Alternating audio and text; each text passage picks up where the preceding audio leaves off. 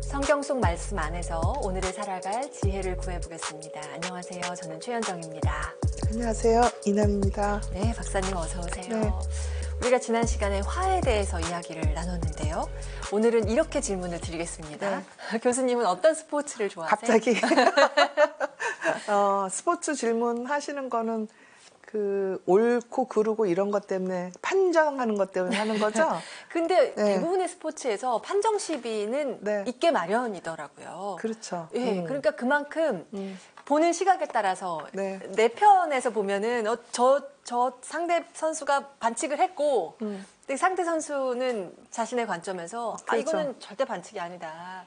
그래서 이게 옳고 그름을 따지는 것 그게 내 기준이 아닌 절대적인 기준. 네. 이건 정말 어렵다는 생각을 요즘 하거든요. 네. 네. 그래서 그거를 하느님한테 여쭤보자 하는 의미로 네. 네, 오늘 가져왔습니다. 네, 네. 오늘의 주제가 바로 공정, 심판 뭐 이런 것들이 되겠습니다.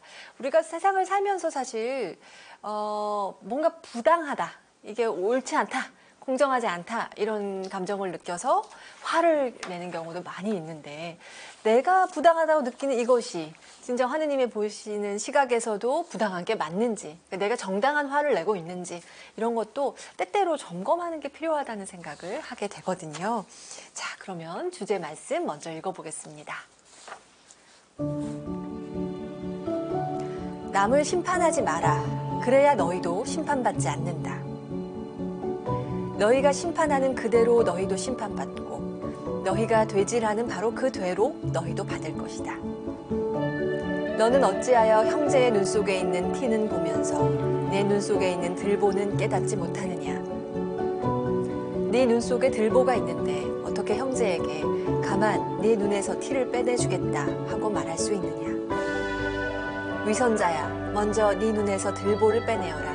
그래야 네가 뚜렷이 보고 형제의 눈에서 티를 빼낼 수 있을 것이다.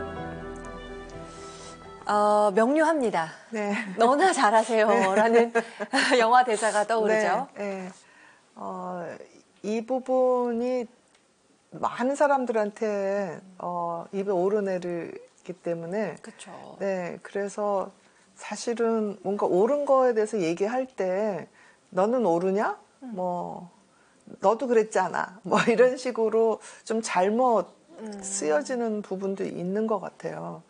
그러니까 너는 위선자야. 나는 위악자야. 이렇게 얘기하는 사람도 있어요. 너는 선한 척하지. 난 선한 척하기 싫어. 나는 원래 이런 사람이야. 뭐 뇌물도 받아도 되고, 뭐 폭력도 좀 써도 되고, 뭐 거짓말도 좀 해도 되고, 뭐 조작도 해도 되고. 원래 나는 이런 사람인데 너 왜 너도 그러면서 이런 식으로 나올 수 있거든요. 네네. 그래서 이게 잘못하면은 이제 서로 간에 믿음이 흔들리는 그게 되죠. 완전 기준이 없어져 버리니까. 네. 그렇기는 한데 네 눈에 있는 들보를 못 보고 상대 눈에 있는 티를 보는구나 라고 했을 때 내 눈에 있는 들보는 원래 보이지가 않는 거잖아요. 그렇죠. 그럼 그러니까 완전히 그거를 보려는 노력을 우리가 계속 예. 알아차리려는 정진을 해야. 그렇죠. 그쵸? 그래서 저는 이 부분을 보면서 예수님이 역시 목수는 목수구나 그런 생각이 드는 게 네. 이제 들보라는 말이 우리가 잘 안 써서 그게 뭐지 이러는데 실은 그냥 이렇게 나무 판때기 있죠. 그 영어 번역에서는 그런 거거든요. 그 다음에 그 티라는 거는 이렇게 톱밥을질을 할 때 거기에서 나오는 먼지를 그 영어 판본에서는 그렇게 써 있어요. 그러니까 네. 목수 일을 하셨을 거 아니에요. 아버님이 목수였으니까. 그러니까 그때 뭐 톱밥 같은 거 막 눈에 들어가면 잘 안 보일 거 아니에요. 근데 그 자기 눈에 뭐가 들어가 있으면 상대방이 이상하게 보이거든요. 그래서 상대방한테 야, 너 뭐 묻었어 이랬을 거라고요.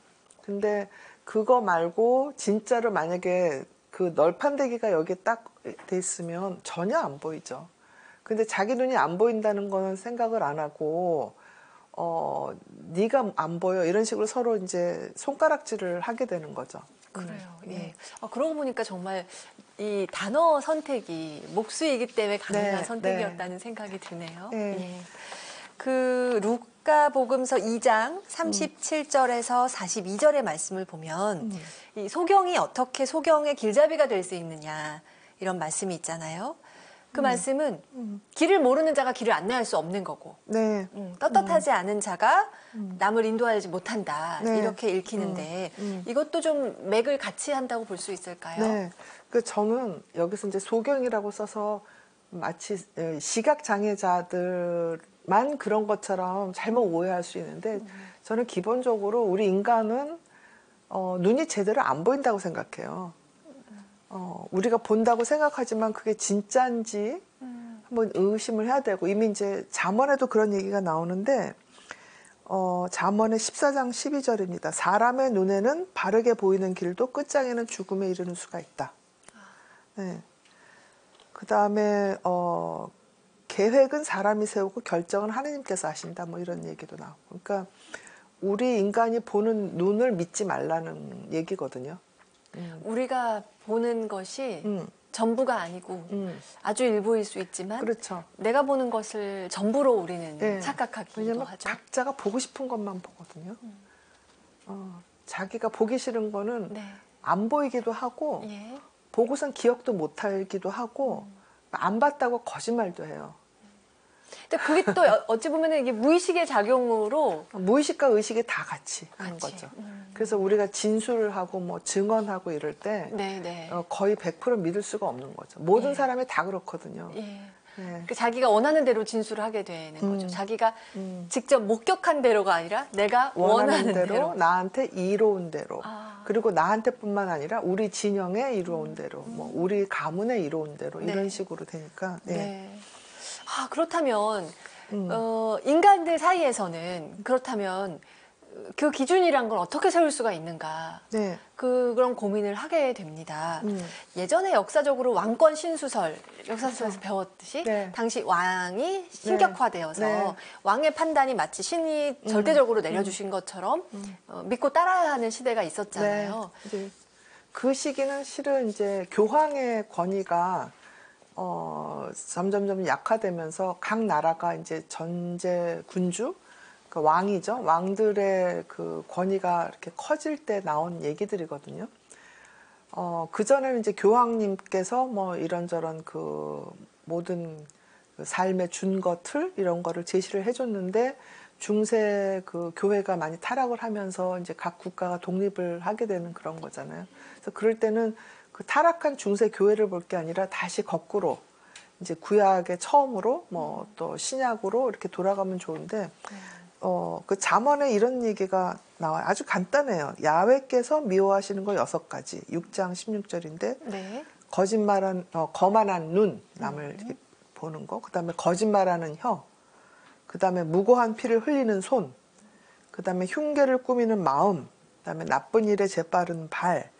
그다음에 거짓 증언과 이간질하는 사람. 아주 간단하죠. 아우, 간단한데 그거 6가지 다 빼고 나면 이렇게 온 손발이 다 묶일 것 같은데요. 그렇죠. 우리가 느끼지 못하고 우리가 의식하지 못하는 사이에 은근히 이간질을 했기도 하고 그렇죠. 내가 내 이익을 쫓아서 내 발이 먼저 가 있기도 하고 그렇죠. 거짓말도 하고 거짓말도 남도 이렇게 언격을 무시하고 경멸하고 자만했고 네, 네. 그리고 남을 죽이기 위해서 뭔가 관계를 꾸미고 우리 몸 전체가 어떻게 보면 죄의 덩어리잖아요. 그런 짓들을 하고 있으니까. 그러니까요. 네. 자만하지 않았던 눈이 네. 자만했던 눈이 더 길었던 것 같고 그럼요. 24시간 네, 안에 네. 자만의 눈길이 더 길었던 것 같고 하나하나 정말 말 그대로 죄 없이 하루를 보낸 적이 없으리만큼 네. 자, 그렇게 생각하면 참 씁쓸하고 네. 안타깝기도 한데요. 네. 그래서 이제 그런 우리가 전부 다 죄니까 네. 하느님께서 또 일일이 간섭하실 수는 없잖아요. 그러니까 왕을 내세웠고 사울 같은 왕을 내세웠고 또 왕권 신수설 이후에는 이제 근대 국가가 생기면서 뭐 법이라든지 이런 게 생겼는데 네. 근데 그 법이 정말로 모든 사람한테 공평했느냐? 그렇지는 않죠. 그러니까 우리가 뭐 민주주의라고 얘기를 해도 실제로 보면 뭐 우리 미국의 독립 뭐 선언 뭐 이런 거 굉장히 민주주의적이라고 얘기하지만 그 당시 민주주의라는 거는 백인 왕 백인 남자만을 위한 민주주의였단 말이죠. 흑인 배제, 여자 배제. 그렇죠. 또 유럽의 대부분의 민주주의 역시 마찬가지고요. 뭐 그래서 그러니까 하느님께서 보시는 그 민주주의와 네. 우리가 보는 민주주의는 다르죠. 그러니까 우리도 지금 뭐 미국이나 뭐 유럽 얘기를 하지만 뭐 일제시대 일본 얘기를 하지만 우리나라 국적이 없는 뭐 이주 노동자라든지 뭐 이런 사람들의 인권을 많이 생각을 하느냐 한번 좀 보셔야 돼요. 뭐 탈북자들 뭐 비슷한 맥락이고, 그러니까 굉장히 공평하지 않게 하는 부분이 굉장히 많죠. 그렇죠. 결국에는 이제 나 중심으로 내가 유리한 방식으로 세상이 움직이기를 바라죠, 사실은. 그러면서 내가 부당한 피해를 겪지 않는 게 민주가 되고 그렇죠. 공정이 되고 공평이 되고. 예. 근데 그거를 이제 나를 주장할 수 있는 어느 정도 지적인 능력도 되고 어느 정도 뭐 건강하고 이러면 그게 가능해요. 나 중심으로 할 수 있는데 이제 문제는 약한 사람들이거든요. 그다음에 배우지 못한 사람들, 그다음에 건강하지 않은 사람들, 뭐 이런 사람들을 위해서 이제 거꾸로 아주 옛날로 돌아가면 시편의 72장 1절에서 4절에요. 네. 그러니까 이 뭐 왕권 뭐 무슨 뭐 민주 이런 거하고 좀 다르게 하나님께서 말씀하시는 공정함이라는 거는 약한 자의 권리고 그다음에 억압하는 사람을 쳐부수고 빈민들을 구하게 하고 뭐 이런 부분이에요. 그러니까 이게 시편 시대가 언제 수천 년 전인데 네. 지금 뭐 미국이나 이런 나라 굉장히 발달한 나라인데 굶어 죽는 사람 있고 얼어 죽는 사람들이 어마어마해요. 그렇죠. 노숙자가 네네네. 그리고 이주 노동자들 총으로 쏴서 죽이고. 또 우리나라도 뭐 마찬가지로 이주한 뭐 난민 이런 사람들 굉장히 아주 너무너무 험한 그런 환경에서 지금 살고 있거든요. 뭐 비닐 이 추위에 마이너스 20도 이럴 때 비닐 하우스에서 살고. 이 약한 자들에 대한 배려가 시편 시대보다도 못한 부분도 있어요. 그러니까 굉장히 폭력적인 거죠, 사실은. 법이라는 의미로 예. 너는 우리나라 국민이 아니잖아. 법적으로는 그렇죠. 네. 그러니까 그게 법이라는 의미로 이름으로 약한 사람들을 억압할 수 있는 게 이 인간들의 제도거든요. 그거를 시편 시대는 약한 사람, 억압받는 사람을 먼저 구해주자 하는 네. 게 이제 거기 시편에 나옵니다, 이미. 네. 근데 이 임금이 가지고 있는 이 권리를 인간에게도 부여한다라는 사실, 그게 또 성경에 등장하는 그렇죠. 대목이 있다면서요? 그러니까 이게 유대교가 굉장히 어떤 우월 지점에 쓸 수 있었던 거죠, 여러 가지로. 그러니까 드가리아서 보면 네.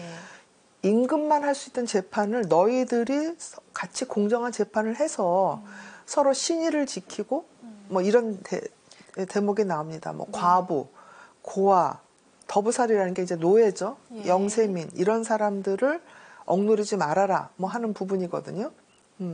그래서 이런 게 그 신이라는 게 강한 사람들끼리 신의를 지키는 건 이익이죠.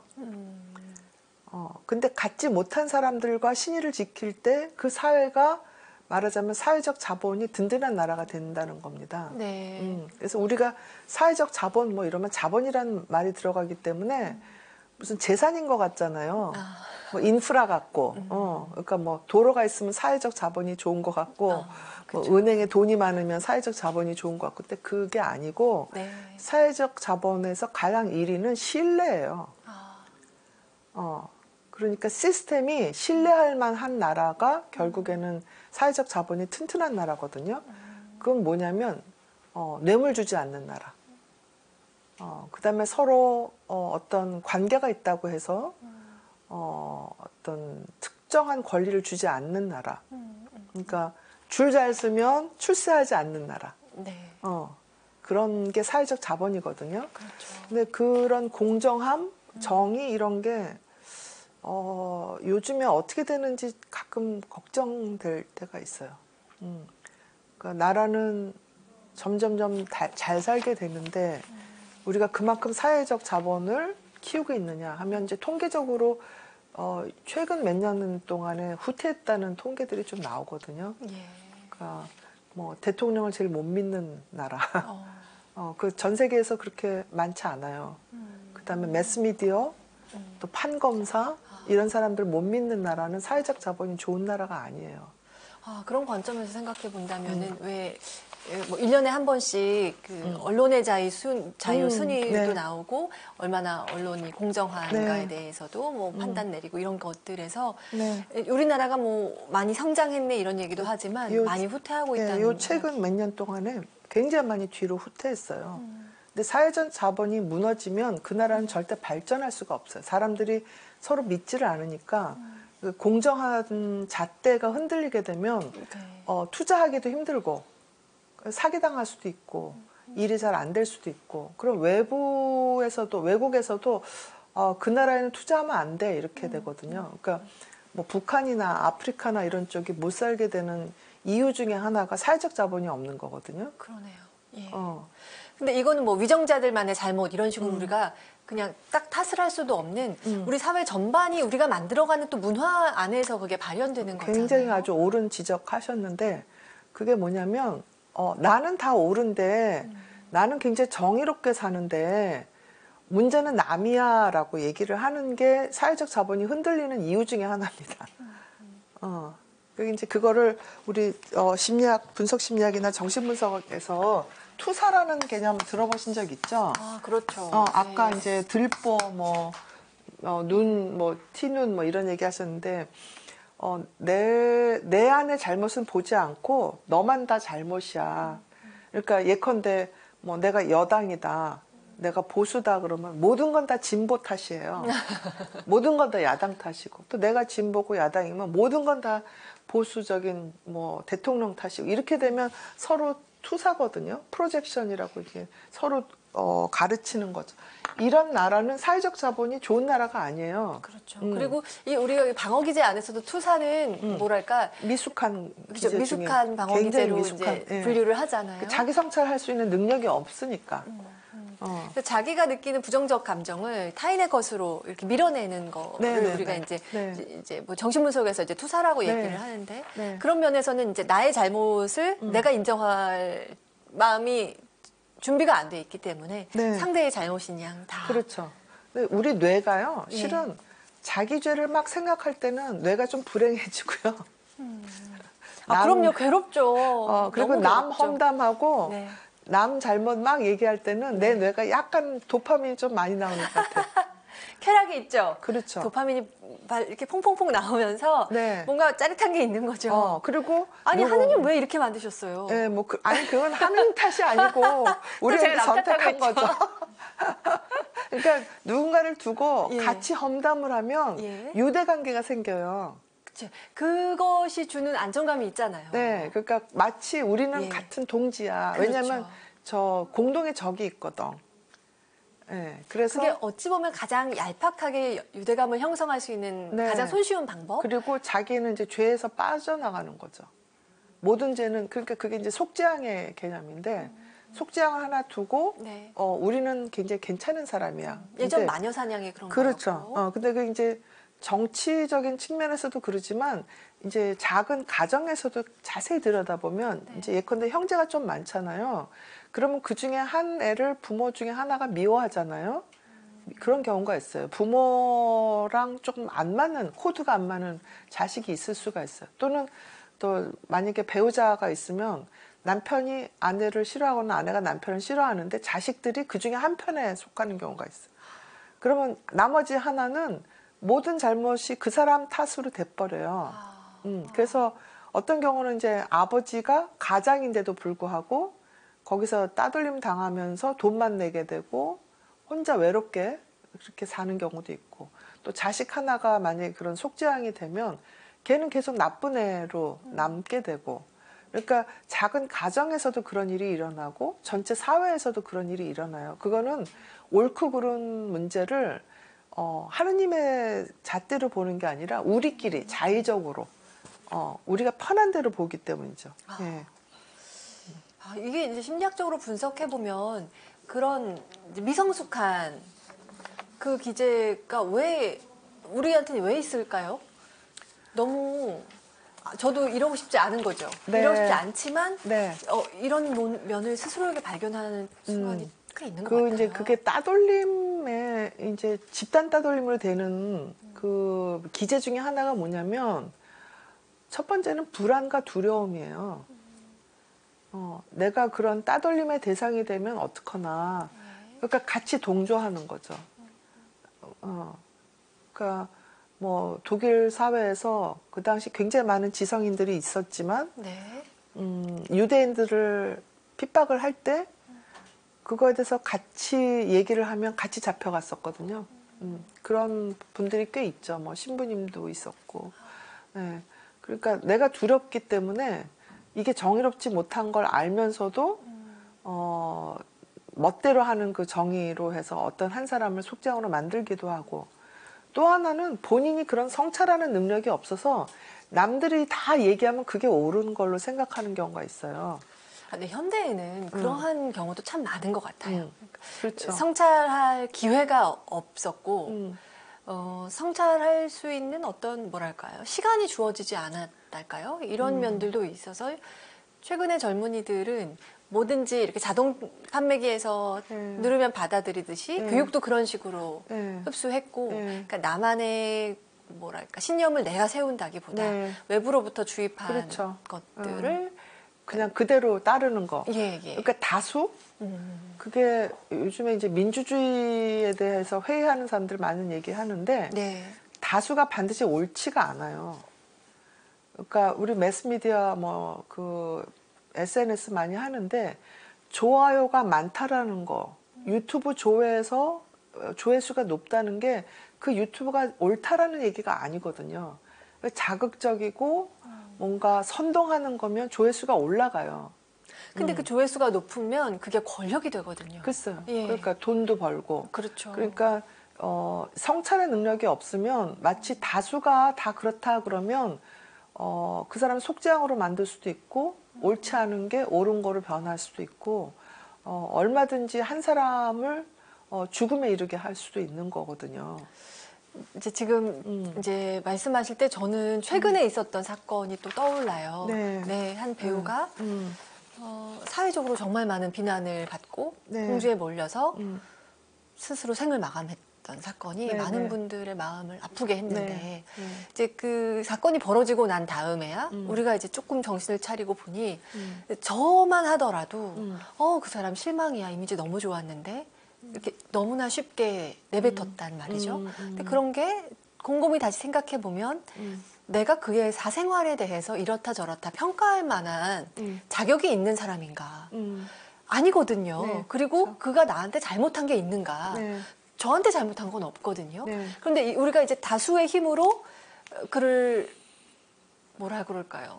단죄하고 그것이 너무 그에게 괴로웠고 그래서 이제 어떤 언론에서는 이제 극단적인 선택 이런 표현도 하지만 그게 선택의 문제라기보다는 정말 궁지에 몰려서 다른 선택지가 안 보였던 그런 상황이었다는 생각이 들기 때문에 이제 지금은 이제는 이제 자성의 목소리도 좀 나오고 있고 하지만 집단이 한 사람을 몰고 가는 게 이런 거구나. 그리고 내가 그 집단의 한 명이었다. 이런 생각을 지울 수가 없더라고요.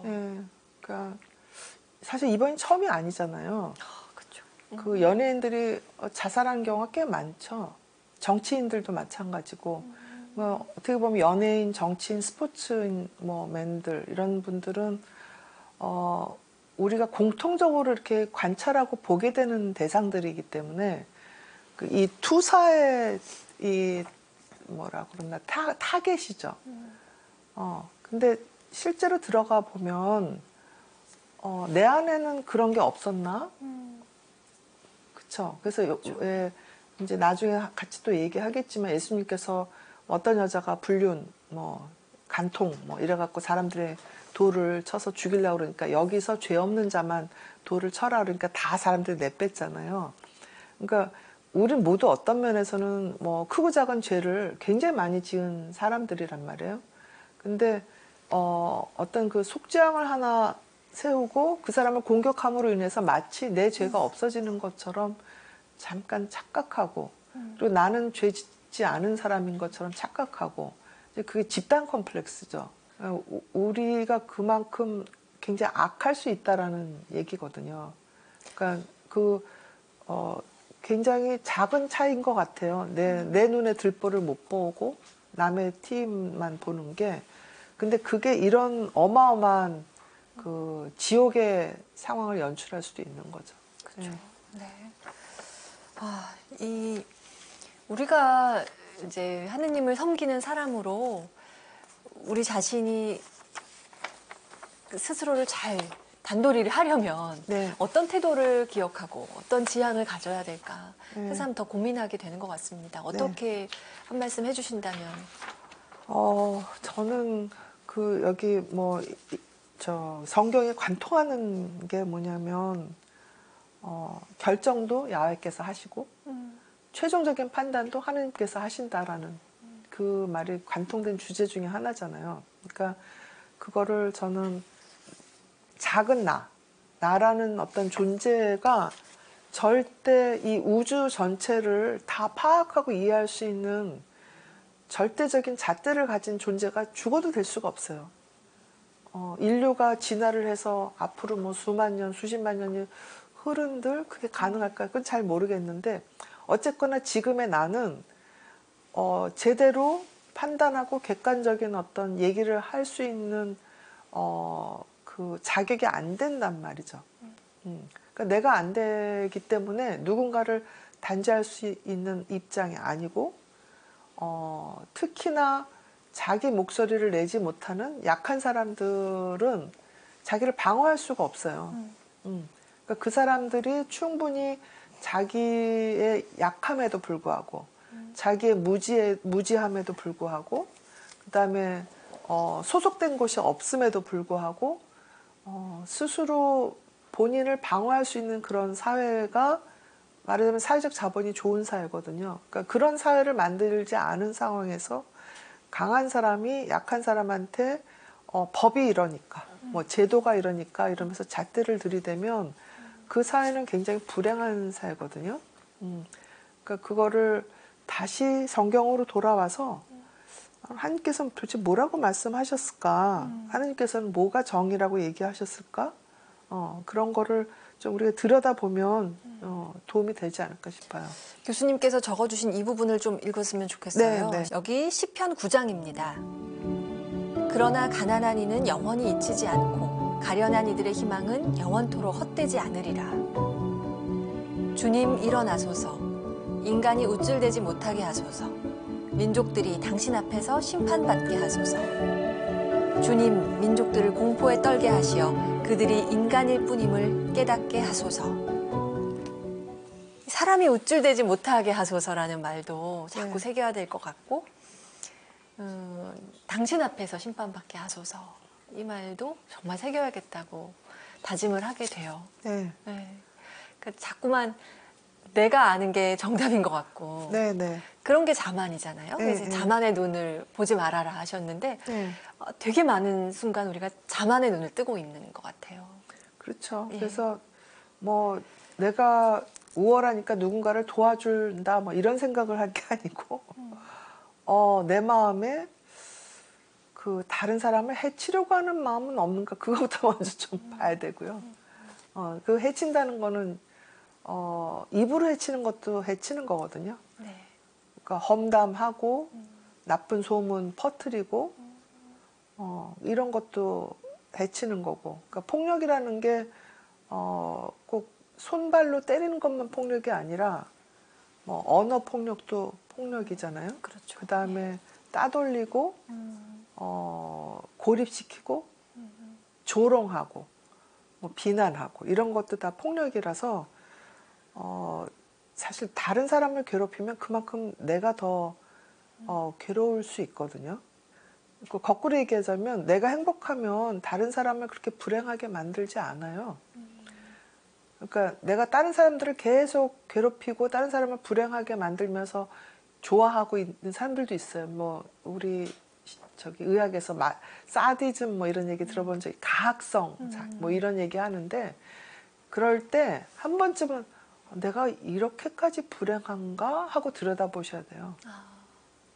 내 마음에서 그런 뭐 남을 험담하려는 마음이 일어나고 남에 대해 평가하려는 마음이 일어나고 이럴 때 네. 나를 한번 다시 봐야 되는 그렇죠. 거군요. 내가 지금 뭔가 불행한 점이 많아서 그렇죠. 타인을 자꾸 잡아당기는 그렇죠. 건가 이거를. 그리고 내가 이렇게 공허하기 때문에 다른 사람을 질투하고 다른 사람 거를 뺏으려고 하는구나. 그럼 내 공허감, 내 상처는 어디서 나왔나 그거를 들여다봐야 그게 풀리지. 내 공허감과 상처를 다른 사람들을 공허하게 만들고 다른 사람들한테 상처를 주면은 그거는 풀리지가 않아요. 그래서 내가 상처를 준 사람이 완전히 나가 떨어져서 비참하게 되잖아요. 그러면 또 다른 희생자를 찾게 됩니다. 그러니까 그게 아주 극단적인 경우가 이제 일종의 연쇄살인 같은 경우가 극단적인 사람이라면 갑질을 한번 하기 시작하면 네. 한 사람이 나가 떨어지면 그 다음에 또 신참 또 하고 그 다음에 또 신참하고 그걸 수십 년 동안 하는 사람이 있어요. 그 사람은 마음이 정말 가난한 사람이네요. 가난하고 불행한 거죠. 불행하고. 가난하다기보다 마음이 공허한 사람이죠. 마음이 공허하고 불행하고 본인이 상처가 해결이 안 되는 사람이거든요.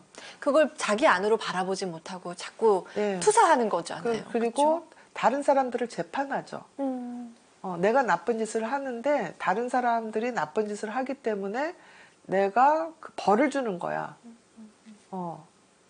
내가 뭐 조선제일의 칼이야. 뭐 이런 식으로. 조선제일 검. 뭐 이래가면서 막 칼을 휘두르는데 가만 보니까 내가 더 문제가 있는 경우가 있는 거죠. 네. 그리고 네가 나 대신에 좀 누구를 쳐 이러면서 또 이렇게 몰래 사주를 한다든가 이런 사람들도 있고 그 관계죠, 관계. 모략이고. 예. 예. 본인이 그만큼 힘든 거예요. 본인이 그만큼 지옥에서 살고 있는 거고. 그렇죠. 예. 네. 그래서 심판할 수 있는 자는 야훼뿐이시다. 네. 네, 이걸 다시 한번 오늘 마음에 새겨야 될 것 같습니다. 네. 네. 오늘 여러 가지 또 성찰할 문제들을 던져주셨는데요. 기도하는 마음으로 나 자신을 한 번 더 돌아볼 수 있는 기회가 됐으면 좋겠습니다. 오늘 이야기는 여기까지 듣고 네. 또 같이 인사 나누겠습니다. 네. 자, 함께해 주신 여러분 고맙습니다. 감사합니다. 고맙습니다, 교수님.